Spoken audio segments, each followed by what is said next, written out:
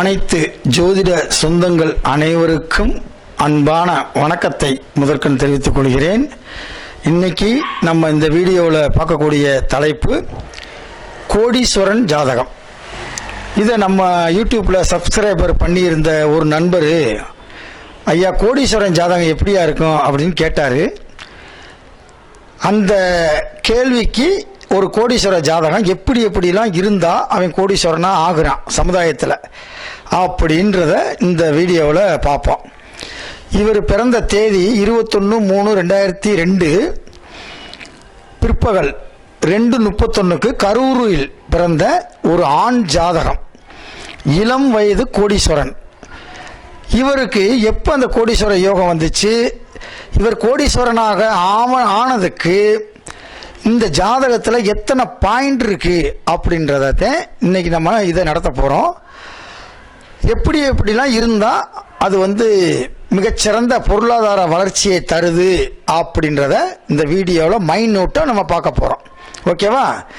நீங்கள் சாஃப்ட்வேரில் கூட நீங்கள் போட்டுக்குங்க. 21/3/2002 பிற்பகல் 2:31 PM கரூரில் பிறந்த ஆண் ஜாதகம் அப்படின்னு நீங்கள் சாஃப்ட்வேரில் போட்டு வச்சுக்கிட்டிங்கன்னா என்னென்ன திசா புத்தி நடக்கும்போது இவர் எப்படி கஷ்டப்பட்டிருப்பார், எப்படிலாம் தொழில் லாபம் வந்திருக்கும், எப்படி ஒரு மிகப்பெரிய ஒரு வளர்ச்சியை இவர் அடைஞ்சிருப்பார் அப்படின்றத ஆய்வு பண்ண போகிறோம். ஓகேவா? ரைட்டு. இப்போ நம்ம ஏற்கனவே நம்ம சொல்லியிருக்கோம், எப்பயுமே லக்னாதிபதியத்தை ஃபஸ்ட்டு பார்க்கணும்னு சொல்லியிருக்கோம். அந்த லக்னாதிபதி எப்படி இருந்தால் நல்லது அப்படின்றதுக்கு இங்கே கடக லக்கணமாக வருகிறது. ரேவதி 1ஆம் பாதத்தில் பிறந்த நட்சத்திரம். இப்ப கடக ராசிக்கு ராசி அதிபதி சந்திரன் 11இல் உச்சம். First point. லக்கணாதிபதின்றது ஆணி வேர். ஒரு மரத்துக்கு எப்படி வேர் முக்கியமோ அது மாதிரி லக்கணாதிபதி வரணும். லக்கணாதிபதி சுபராக வர வேண்டும், சுவர் மனையில் ஏற வேண்டும், சுவருடைய பார்வை இருக்க வேண்டும், சுவருடைய சாரம் வாங்கியிருக்கணும் அப்படின்னு சொல்லி அன்னைக்கு நிறைய நம்ம சொன்னோம். அந்த அமைப்பு இவருக்கு அப்படி இருக்கு பாருங்க. கடக லக்கணத்துக்காரரு சந்திரன் 11இல் ஆட்சி, உச்சம். இங்கே சூரியன் இருந்து 3வது இடத்தில் சந்திரன் இருப்பதால் இது பூர்ண சந்திரன், அதாவது வளர்பிறை சந்திரன். தேய்பிறை சந்திரன் தீய கிரகமாக மாறிவிடும், வளர்பிறை சந்திரன் யோகராக மாறிவிடும். ஓகேவா? சுபக்கிரகமாக மாறிவிடும். அப்ப லக்னாதிபதி 11ஆம் இடத்தில் உச்சம் பெற்று இருப்பது சிறப்பு. ஃபர்ஸ்ட் பாயிண்ட் எழுதிக்கிங்க. நான் சொல்ல அப்படியே நீங்க வரிசையா பாயிண்டா எழுதுங்க. அப்ப யாருடைய கோடீஸ்வரன் ஜாதகத்திலாவது லக்னாதிபதி வலிமையா இருக்கணும். ஓகேவா? ரெண்டாவது, 11ல் மாந்தி இருந்தாலே அவன் பல கோடிகளை பார்ப்பான். தமிழ்நாட்டில் தான் இந்த மாந்தியை பார்க்கறதே இல்லை ஜோசியக்காரங்க. கேரளாவில் ஃபர்ஸ்ட் எடுத்தோடனே மாந்தியத்தையும் பார்ப்பான். மாந்தி சனியினுடைய மகன். அந்த சனியினுடைய மகன் மாந்தி 11லையும் லக்கணத்திலையும் உட்கார்ந்தா மட்டும்தான் நல்லது. அந்த ஜாதகருக்கு யோகம். இதை விட எந்த இடத்துல இருந்தாலும் மாந்தி உட்கார்ந்த வீடு பாழாய் போகும் என்பது மாந்தியினுடைய சூத்திரம். அப்ப மாந்தி யாருக்கெல்லாம் 1ஆம் இடம் லக்கணத்திலேயோ 11ஆம் இடத்துலையோ மாந்தி உட்கார்ந்து இருந்துச்சு அப்படின்னா அவன் தோப்புக்கு சொந்தக்காரன். தென்னந்தோப்பு, வாழைத்தோப்பு, மாந்தோப்பு, கொய்யாத்தோப்பு அப்படின்னு ஏதாவது ஒரு தோப்பு கட்டாயம் வச்சிருப்பார். கேட்டு பாருங்க. இந்த வீடியோ பார்க்குறவங்களுக்கு யாருக்காவது இருந்து நான் தோப்பு வச்சிருக்கேன் அப்படின்னா நீங்கள் கமெண்ட் பாக்ஸில் போடுங்க. கட்டாயம் லக்கணத்தில் மாந்தி இருந்தால் தோப்பு இருக்கும், 11ல் இருந்தால் தோப்பு இருக்கும். லக்கணத்தில் மாந்தி இருந்தால் கோடீஸ்வரன், 11ல் மாந்தி இருந்தால் கோடீஸ்வரன். அவ்வளோதான். ஓகேவா? அப்போ இது கோடீஸ்வர ஜாதகத்துக்கு 2வது பாயிண்ட் சொல்லிட்டோம். 3வது பாயிண்ட், தனக்காரகன் என்று சொல்லக்கூடிய 2ஆம் இடத்தையும் லாபாதிபதி என்று சொல்லக்கூடிய 11ஆம் இடத்தின் அதிபதியினுடைய நிலைமையை பார்க்கணும். இப்ப 11ஆம் இடத்தினுடைய அதிபதி யாரு? சுக்கிரன். சுக்கிரன் 9ல் உச்சம். இதைத்தான் சொன்னார் கடகராசிக்காரனுக்கு சுக்கிரன் 1, 5, அல்லது 9 இருந்தால் அவன் மிகப்பெரிய கோடீஸ்வரன். பாருங்க, இது வயசுல சின்ன வயசு. 2002 அவர் பிறந்திருக்காருன்னா அவருக்கு இப்ப என்ன வயசு ஆகும்? இப்ப 2025 டிசம்பர் வந்துருச்சு. அப்ப 23 பாத்துக்குங்க. 23 வயசுல பல கோடிகளை சம்பாதிக்கிறாருன்னா எப்படி ராஜ அமைப்பு உள்ள ஜாதகம் பாத்துக்குங்க. காசு தரக்கூடிய இடம் வந்து 2ஆம் இடமா 11ஆம் இடம் தான். அப்ப 2ஆம் இடத்தினுடைய அதிபதி சூரியன் எங்க போய் உட்கார்ந்திருக்காரு பாருங்க, உச்சம் பெற்ற சுக்கிரனோடு சேர்ந்து சூரியன் உட்கார்ந்திருக்கார். 9ஆம் இடம் என்பது பூர்வ புண்ணியம். அந்த இடத்துல லாபாதிபதி உச்சம் பெற்று 9ல் உட்கார்ந்து இருக்கிறது எவ்வளவு பெரிய சிறப்பு பார்த்துக்குங்க. லாபாதிபதி 11ஆம் இடத்தினுடைய அதிபதி பாக்கியஸ்தானமாகிய 9ஆம் இடத்துல உச்சம் பெற்று இருக்கிறார். உச்சம் பெற்று அங்கிருந்து 3வது இடத்தை பார்க்கிறார். ரைட்டா? இப்ப தனக்காரங்க துட்டு, காசு, மாலு, துட்டு இதெல்லாம் இவருக்கு எப்படி கிடைக்குதுன்னு தெரிஞ்சுக்கிடுச்சா? அப்ப 2ஆம் இடத்தின் அதிபதி நல்ல உச்சம் பெற்ற சுக்கிரனோடு சேர்ந்து இருக்கிறார். ஓகே, அடுத்து 4ஆம் இடத்தை பாருங்க. 4ஆம் இடம் என்பது தாய், வண்டி, வாகனம், என்னது 4ஆம் இடம் சுகஸ்தானம், உடம்பு ஆரோக்கியம், அதெல்லாம் இருக்குமா அப்படின்னா 4ஆம் இடத்தின் அதிபதி சுக்கிரன் 9ல் உச்சம். அப்ப 4ஆம் இடத்தை பார்க்கும்போது இவருக்கு ஹெல்த் இஷ்யூ வராது. வண்டி வாகனம்லாம் நல்லா கெடாவா வாங்கி வச்சிருப்பார், பெரிய பெரிய வண்டியா வாங்கியிருப்பார் இவர். ஓகேவா? அப்ப 4ஆம் இடமும் இங்க வலிமையா இருக்கு. 5ல் கேது, இது ஒரு சின்ன ஒரு மைனஸ். என்னன்னு கேட்டா 5ல் கேது இருந்தா புத்திர தோஷம் அப்படின்னு சொன்னாங்க. ஆனா இவருக்கு இப்ப கேது திசையெல்லாம் வரல, கேது திசை வராது. ஏன்னா இப்ப நடந்துகிட்டு இருக்கிறது அவருக்கு குரு திசை ஆரம்பிச்சிருச்சு. 2025 ஆரம்பிச்சிருச்சு குரு திசை. குரு திசை முடிஞ்சு கேது திசை வர்றவங்களையும் அப்ப இந்த இடம் வந்து அவருக்கு பாதிப்பை உண்டாக்காது. அப்ப 1, 5, 9 இந்த 3 நல்லா இருந்தா அவன் டாப்புட்டக்கரான வாழ்க்கை.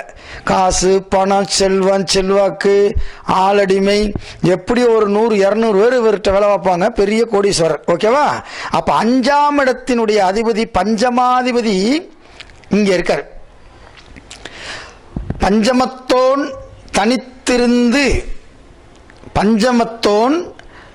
தனித்திருந்து அவர்களை சுவர்கள் பார்த்தால் மிகப்பெரிய யோகம்னா. அப்ப 5க்குரிய செவ்வாய் 10லே ஆட்சி பெற்று வலுவாக அமைந்திருக்கிறது.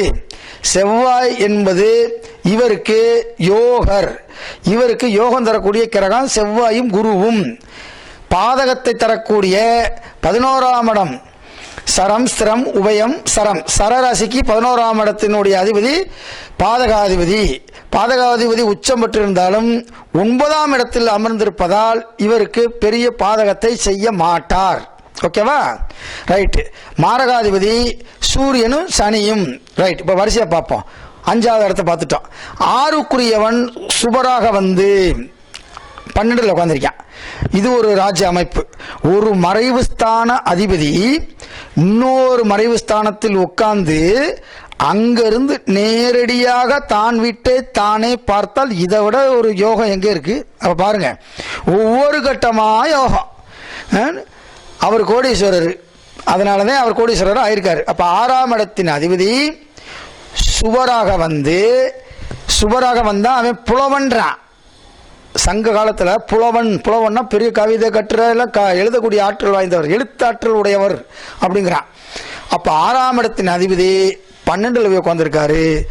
ஒரு மறைவுஸ்தான அதிபதி இன்னொரு மறைவு ஸ்தானத்தில் போய் உட்கார்ந்து திசை வந்தால் அது திடீர் ராஜயோகம். அப்ப 6க்குரிய குரு 8ல் உட்கார்ந்து இருந்தாலோ 12ல் உட்கார்ந்து இருந்தாலோ அது அவருக்கு திடீர் ராஜயோகம். இப்ப அவருக்கு குரு திசை ஆரம்பிச்சிருச்சு. குரு திசை யோகர். அந்த யோகர் இங்க உட்கார்ந்துருக்கு. பாரதியார், மகாகவி பாரதியாருக்கு இதே அமைப்பு தான், இதே கடகராசி தான் அவரும். அவருக்கு மகாகவி முண்டாசி கவி பாரதிக்கு இதே கடகராசி. அவருக்கு சந்திரன் இங்கே உட்கார்ந்துருக்கும். சந்திரன் இந்த லக்கணாதிபதி 6ல் உட்கார்ந்திருப்பாரு. ஒரு 6க்குரிய அதிபதியும் 12க்குரிய அதிபதியும் சஷ்டாங்க பார்வை நேருக்கு நேர பாக்குறாங்க. 180 டிகிரி பாக்குறாங்க. அதுதான் அவருடைய நிலைத்த புகழுக்கு காரணம். பாரதியாருடைய புகழ் இந்த மண்ணில் தமிழ் இருக்கும் வரை, தமிழர்கள் இருக்கும் வரை, ஒரு மனிதன் இருக்கும் வரை அவனுடைய புகழ் அழிவதில்லை.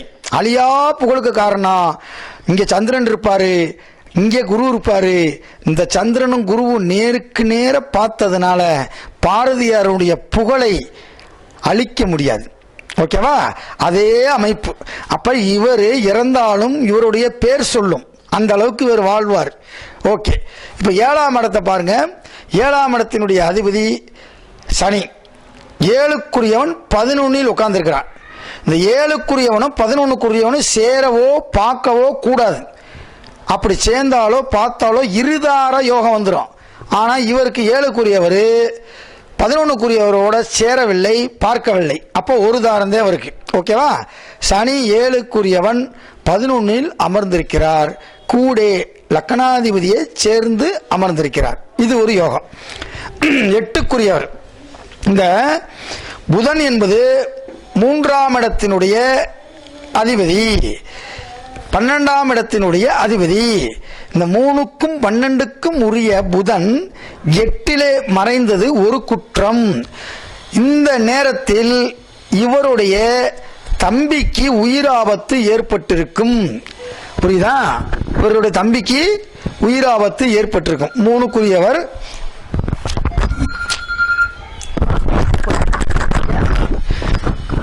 3க்கும் உரியவர் 3க்குரியவர் 8ல் போயிருச்சுன்னா அது ஒரு என்ன உண்டாகும், தம்பியை பாதிச்சிச்சு. ரைட், 8ஆம் இடம் பார்த்துட்டோமா? 9க்குரியவன் 12ல் இருப்பது ஒரு குற்றம். புரியுதா? 9க்குரியவன் 12க்கு போனா அங்கே விரயத்தை உண்டு ஒண்ணும் அப்படின்னு ஒரு கருத்து இருக்கு. இருந்தாலும் குருவினுடைய சாரம் வலிமையாக இருப்பதால், குரு இவருக்கு யோகமாக இருப்பதால் மிகச்சிறந்த யோகமாகத்தான் இந்த குரு திசை செயல்படும். அதுக்கடுத்து 10ஆம் இடம் என்பது ஜீவனஸ்தானம், தொழில் ஸ்தானம். அந்த இடத்தில் ஒரு கிரகம் அமைவதுதான் சிறப்பு. 10ஆம் இடத்துல 4 கிரகம் உட்கார்ந்துருந்தா அவன் சன்னியாசின்றான் மூல நூல்ல. 10ஆம் இடத்துல ஒரு கிரகம் இருந்தா அவன் யோகி, மிகப்பெருந்த யோகம் படைத்தவன். 10ஆம் இடத்துல 4 கிரகமோ 5 கிரகமோ உட்கார்ந்துருந்தா அவன் சன்னியாசி யோகம். அவனுக்கு திருமணம் ஆகாது, ஆனாலும் அவன் குடும்பத்தோடு சேர்ந்து வாழ முடியாதுங்கிறார் 10ஆம் இடம். அப்ப 10ஆம் இடத்தில் செவ்வாய் உட்கார்ந்திருந்து ஆட்சி பெற்று இருக்குது. அப்ப தொழில் எப்படி இருக்கும்? சூப்பரா இருக்கும். அப்ப 10க்குரியவன் 6, 8, 12ல போய் மறைஞ்சிட்டா நிலையான தொழில் கிடைக்காது. அல்லது வேலை பார்த்துக்கிட்டு இருப்பான். அந்த டயத்துல இந்த செவ்வாய் 12லயோ 8லயோ உட்காந்துரு திசை வந்துருச்சுன்னா அந்த வேலையை விட்டு விலகி விடுவான் அப்படின்னு அர்த்தம். ஆனா இவருக்கு 10ல செவ்வாய் ஆட்சி பெற்று கம்பீரமா உட்கார்ந்துருக்கு. அதுக்கடுத்து பாருங்க 11 சொன்னோம். 11ல மாந்தி இருந்தா ரொம்ப சிறப்புன்னு சொன்னோம். இந்த இடத்துல இங்க கேது உச்சம், ராகு நீசம். ஓகேவா? இருந்தாலும் இந்த இடத்தில் ராகு திசைதான் இவருக்கு ஒரு பிரமாண்டத்தை கொடுத்தது. எப்படி நீசம் பெற்ற ராகு பிரமாண்டத்தை கொடுக்கும்? ராகுக்கு வீடு கொடுத்தவன் உச்சம். அதை வச்சு பார்க்கணும் நீங்க. ராகுக்கு வீடு கொடுத்தவன் ஏற்கனவே நம்ம ஒரு வீடியோல போட்டிருக்கோம். ராகுக்கு எது எங்க இருக்கணும்னு, மேசம், ரிஷபம், கன்னி, மகரம். ஓகேவா? 1, 2, 3, 4, 5 இந்த இடத்துல இருக்கணும். அது கேந்திரமாகவோ திரிகோணமாகவோ லாபஸ்தானத்தில் இருக்கணும்னு சொன்னோம். அந்த சூத்திரம் அப்படியே அப்ளிகேபிள் ஆகுது பாருங்க. ராகுக்கு வீடு கொடுத்தவே உச்சம். அப்ப அந்த ஸ்தானம் அதே மாதிரி ராகு இருக்கக்கூடிய வீடு சந்திரன் உச்சம். அப்ப எப்படி அமைஞ்சிருக்குன்னு பாத்தீங்களா? ரைட்டா? அடுத்து விரையாதிபதி அந்த 12க்குரியவன் 8ல், கெட்டவன் கிட்டிடில் கிட்டிடும் ராஜயோகம். 12க்குரியவன் 8ல் இருந்தா விபரீத ராஜயோகம். இப்பதானே சொன்னேன், 6க்குரியவன் 12ல் இருந்தாலோ 8ல் இருந்தாலோ விபரீத ராஜயோகம் சொன்னேன். அதே மாதிரி இங்க பாத்தீங்களா 12க்குரியவன் புதன் 8லே மறைந்து விபரீத ராஜயோகத்தை தர இருக்கிறார். அப்போ ஒரு கிரகம் கூட வேஸ்ட் ஆகலை. நவாம்சத்தில் பாருங்க, நவாம்சத்தில் குரு நீசமாக இருக்கே அப்படின்றது கிடையாது. ஏன்னா குரு 27 டிகிரியில் இருக்கு. குரு 5 டிகிரிக்குள்ளே இருந்தால் தான் நீசம், இல்லாட்டி நீசம் கிடையாது. பார்த்தீங்களா? அப்போ குரு பார்க்கக்கூடிய இடத்தை பூரா சுபிஷம் பண்ணுவார். இப்போ குரு 5ஆம் இடத்தை பார்ப்பார். 7 9 1 2 3 4 5 நேர பார்க்குறாரா? 6 7 8 9. அப்போ குருவினுடைய பார்வை இங்கே விழுந்துருச்சு, புதன் மீது விழுந்துருச்சு. அப்போ புதன் அவருக்கு நல்லது செய்யக்கூடியதான். 8லே மறைந்து தன்னுடைய உடன் பிறந்த தம்பியை இழந்தாலும் கூட அவருக்கு மிகச்சிறந்த ஒரு ராஜயோகமான ஜாதகம். இவற்றை இன்னொரு யோகம் இருக்கு பார்த்தீங்களா? ராகு கேதுவுக்குள்ள எல்லா கிரகமும் அடைபட்டு ஏதாவது ஒரு கிரகமோ லக்கணமோ வெளியில் வந்துருச்சுன்னா அவன் ஒரு மிகப்பெரிய கோடீஸ்வரன். அவனுடைய பேர் புகழ் அழியவே அழியாது. இதை சூத்திரமாக எழுதி வச்சுக்கோங்க. இதெல்லாம் மூல நூலில் இருக்கு. ராகு கேதுவுக்குள் எல்லா கிரகமும் அடைபட்டுட்டா அது கால சர்ப்ப தோஷமாயிரும். ராகு கேதுவுக்குள்ள எல்லாமே அடைபட்டு குருவும் லக்கணமும் வெளியில் வந்துருச்சு. அப்படி ஏதாவது ஒரு கிரகம் தப்பிச்சு விட்டால் அவன் கோடீஸ்வரன்.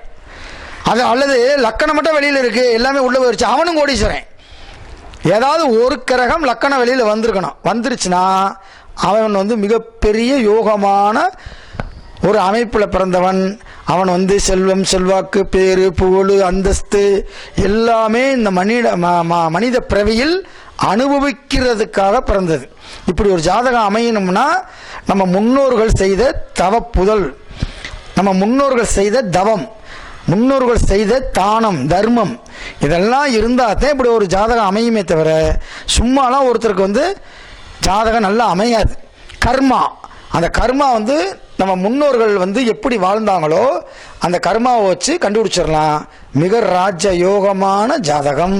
பார்த்தீங்களா? இப்படி இதே நம்ம ஒரு விஷயத்தை பலன் எடுக்கணும்.